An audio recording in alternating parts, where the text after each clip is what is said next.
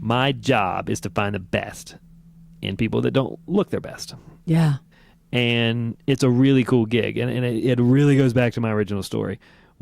I'm a great guy now. It's easy to say I'm awesome because I'm on TV and I got kids and I got a wife and I'm doing a lot of great things. But 15 years ago when I started this and a bookie broke my nose, not the easiest guy to get behind and support. And people did. And that's why I do what I do now. It's Channel Mom with Jenny Dean Schmidt.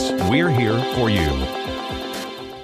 And that's a redemption story. It is a redemption Absolutely. story. You were in a pit. Oh, man. You were a gambler and you owed somebody $40,000. $40,000 by Friday. Yeah. It wasn't like I had an open. That's like a bad movie, actually. That was awful. Yeah. The options you put on the table, I had 24 hours to make $40,000. None of them good, let me assure you. The places you're willing to let your mind go. Yeah. None of them good. And so, yeah, man, of course I'm lucky now to help people. I actually was an economist with the Federal Reserve, then I was an economist at Caesar's Palace casinos. And at 25, I lost my dad, my stepdad, and both my grandfathers and my grandmother. And, man, hit rock bottom, like rock bottom. Long story short, owed a bookie $40,000. He broke my nose. I mean, when I say rock bottom, I mean rock bottom. And just went to therapy, tried to get my life back together, went back to church. And I was just 25.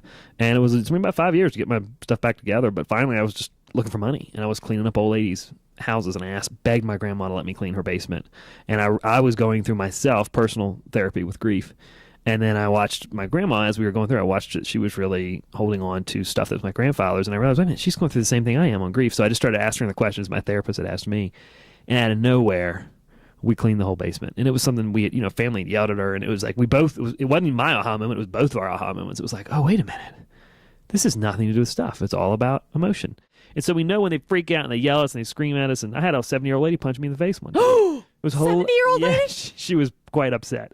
Because you were challenging her emotionally? Pushing her very hard. I was pushing her emotionally, challenging her very hard to get past her grief, at least to deal with it and to get therapy. What is going on in so many of these cases? 14 million nationally. All of them, what's happening is something horrible, tragic has happened to them. They've lost their job, they've lost their spouse, they've gotten cancer. Usually multiple things have happened bad to them. Their kids have left, whatever. They're sad, they're depressed, they're filling that void with stuff. And only possible in Western culture or not? It's a very American thing. It's a very American thing. When things get bad, we get depressed, we go buy things. It makes us feel better. When things go good, we celebrate. Guess what we do? We go buy things.